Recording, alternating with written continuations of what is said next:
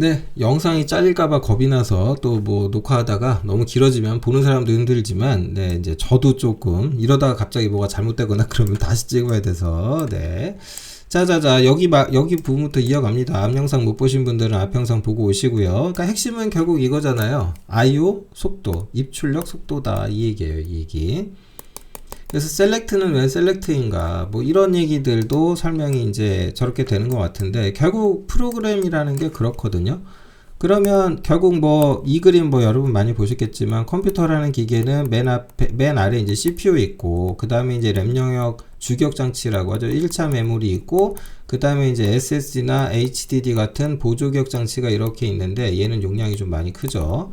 어찌됐건 이제 이런 상태고, 유저 모드 어플리케이션 프로세스다 라고 하면 뭐 A가 있다고 할까요? 그 다음에 여기 B도 있다라고 하죠, 만약에. 그런데 이제 A가 만약에 얘가 이제 데이터베이스다 라고 해봐요.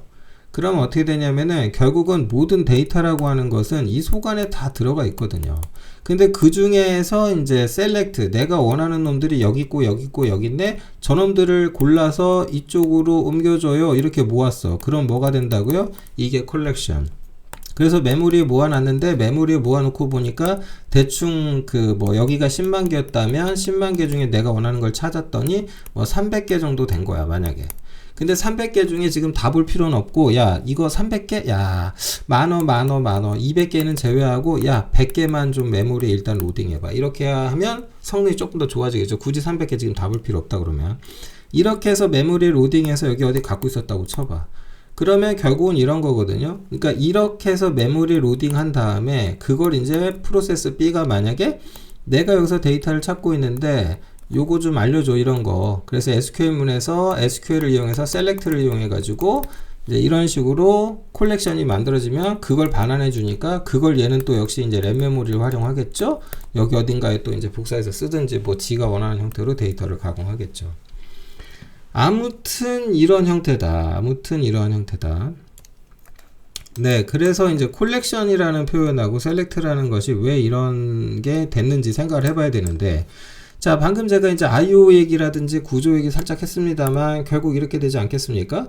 I/O라고 하는 것에서 1차 메모리가 있고, 그 다음에 2차 메모리가 있는데, 둘의 성능 차이가 너무 커요. 이거는 거의 무슨 슈퍼카타고 뭐 차로 달리는 속도고, 뭐 속도를 굳이 비교하자면 얘는 사람이 걸어가는 수준만큼 느리단 말이에요. 그러니까 둘은 애초에 비교 자체가 안 돼요. 네, 그러니까 굉장히 빠른 성능의 입출력을 보장을 하는데, 뭐 이걸 또 빠르게 하기 위해서 뭐 이제 소위 캐싱 기술이 있죠. 예측해가지고 이제 데이터 검색에 따르는 미리 데이터를 가져와서 뭐 처리하도록, 빠른 처리가 되도록 한다라거나 이런 거고, 이러거나 저러거나 결국 데이터베이스다라고 하면 얘의 관점에서는 이런 식으로 파일에 대한 입출력을 굉장히 많이 수행할 수밖에 없다. 그래서 이제 성능을 높이기 위해서 메모리를 써서 좀 미리 캐싱해 놓고, 뭐 여기서 B 말고 다른 C 같은 놈이 딱 등장해 가지고 동일한 데이터를 요구하는 거나 비슷한 걸 요구했을 때 이 캐싱된 게 있다면 이걸 통해서, 그러니까 굳이 이제 파일 시스템을 뒤질 이유도 없는 거죠. 이런 식으로 캐싱하는 테크놀로지들은, 요런 관련된 기법들은 뭐 CPU 안에도 들어가 있죠. L1, L2, L3 캐시 메모리 있지 않습니까? 네, 윈도우 같은 OS 수준에서 파일 시스템도 비슷한 짓을 합니다. 그래서 자주 참조되는 메모리는, 데이터들은 램에 올려놓고 파일 시스템처럼 접근할 수 있게 해줘요. 그래야 이제 성능이 많이 올라가니까. 예, 여러 테크닉을 쓰는데 DB라고 예외겠습니까? 다르지 않습니다.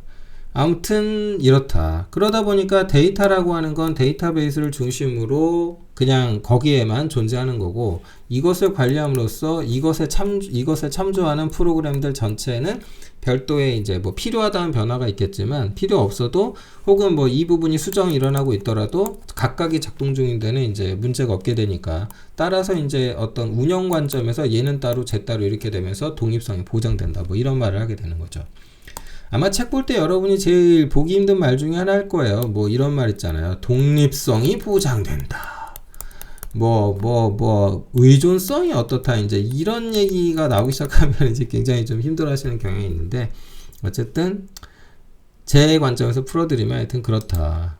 참고하시기 바랍니다.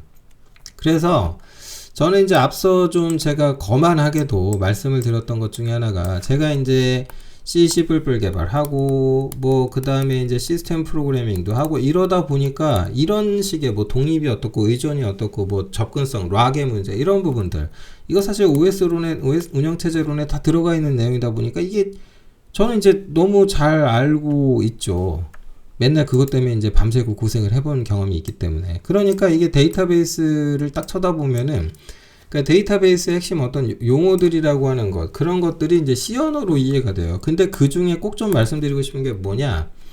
키라는 거 있죠. 데이터베이스에서 키라는 개념이 나오는데, 얘를 보통 이제 식별자로 쓰거든요. 어떤 식별자인 건데, 유니크 해야 되는 거죠. 식별자가 돼야 되다 보니까 어떤 스코프 내에서 절대 중복이 돼서는 안 되는데, 이거를 만약에 여러분이 데이터베이스를 내가 직접 개발한다라고 딱 생각을 하잖아요. 그리고 내가 C 언어를 잘 알고 있다. 그러면은 얘를 뭐라고 생각하시면은 굉장히 이해하기가 쉽냐면, 프라이머리 키다 그러면 포인터구만 생각하시면 돼요.